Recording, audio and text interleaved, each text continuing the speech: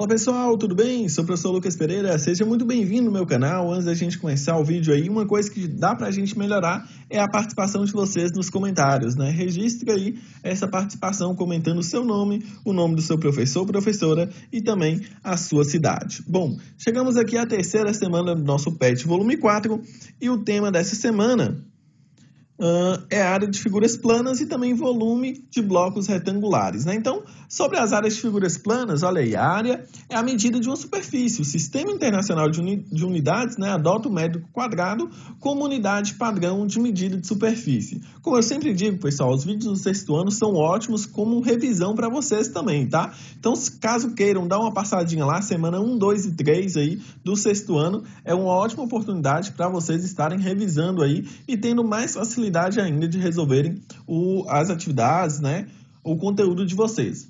Bom, representamos o metro quadrado por m ao quadrado, né, ou por 1m ao quadrado. Então, toda vez que você vê m ao quadrado, ele significa que tem 1 ali na frente subentendido, né? A gente não precisa colocar esse 1 toda hora, mas é a mesma coisa, né? M ao quadrado, sempre que a gente tiver uma letra aí, é porque tem um 1 antes dele aí. Então, m ao quadrado, né, é a área de um quadrado de lado de um metro, né? Então, se é 1 metro de cada lado, seria 1 metro quadrado. A seguir, as principais áreas aí, né, são do retângulo, quadrado e paralelograma, nessa primeira linha, né? E aí, o nosso retângulo, para um retângulo, com base de medida B e altura de medida H, sua área é definida como a multiplicação de B vezes H. Então, a gente vai multiplicar aqui uma das bases, né, por um dos lados aqui da altura, e aí a gente vai ter essa multiplicação, né? Imagine aqui, pessoal, quando a gente está multiplicando, deixa eu só aumentar aqui, quando a gente está multiplicando, né, essa medida B, então a gente está multiplicando ela aqui assim, né? E aí vem o H que multiplica, então com isso a gente consegue multiplicar exatamente do tamanho exato do retângulo, né? Isso aqui eu só tentei fazer uma ilustração geométrica, né, do que significa a área, vamos dizer assim.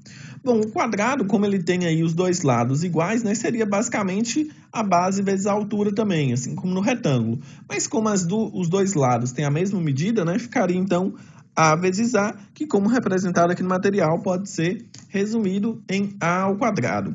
Bom, já o paralelograma, né, ele tem a base de medida B e a altura H. Sua área é definida como A. Então,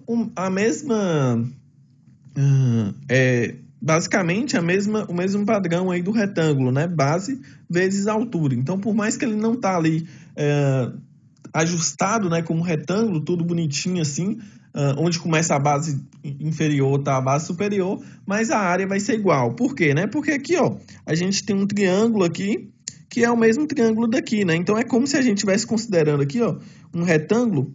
Vou traçar um retângulo aqui em vermelho, né? E aí o que está passando aqui de um lado é exatamente o que está faltando aqui, né? Aliás, olha só, o triângulo que eu acrescentei aqui de vermelho é justamente esse triângulo que eu estou tirando do outro lado, né? Por isso, fica o mesmo padrão aí do retângulo. Bom, outras medidas aí importantes, né? É do triângulo, trapézio e losango. No triângulo, pessoal, é mais ou menos o que eu fiz ali no paralelograma, né? Se a gente multiplicar base vezes a altura aqui, a gente teria o quê? A gente teria um retângulo, né?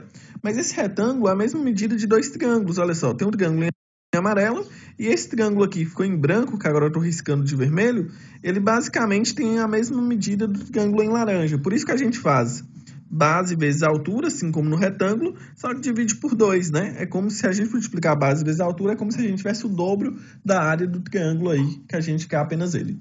Bom, dentro do trapézio, né, a gente tem duas bases, a base inferior, que costuma ser a maior, e a base superior, que é menorzinha, né? Além disso, nós costumamos ter também a altura. Então, a fórmula aí vai ser a soma das duas bases vezes a altura, tudo isso dividido por 2.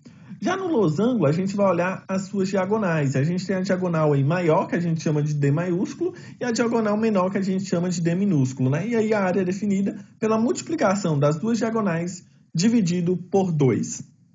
Bom, volume de blocos retangulares, né? O que é o volume? É a porção do espaço ocupado por um sólido. Eu expliquei isso melhor no vídeo da terceira semana do sexto ano.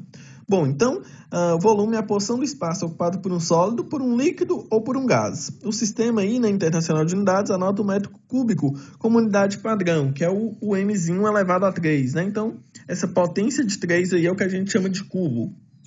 Bom, aqui como exemplo, o paralelepípedo reto-retângulo e também o cubo, né? Para determinar aí o volume do paralelepípedo, a gente faz medida de comprimento vezes medida da largura vezes medida da altura. Multiplica as três medidas e a gente tem o volume. No caso do cubo, essas três medidas, né, que a gente chamou aqui de A, B e C, lá todas são A. Então, por isso, ficaria o quê? Volume seria igual a A vezes A, ou como o material resumiu, volume igual a A elevado ao cubo, né? Aqui algumas observações, né? Que o metro cúbico é igual a 1.000 litros. Bom, pessoal, chegamos então aí nas atividades, né? Bons estudos aí para todos. Se precisar, é só deixar um comentário. Um forte abraço e até o próximo vídeo.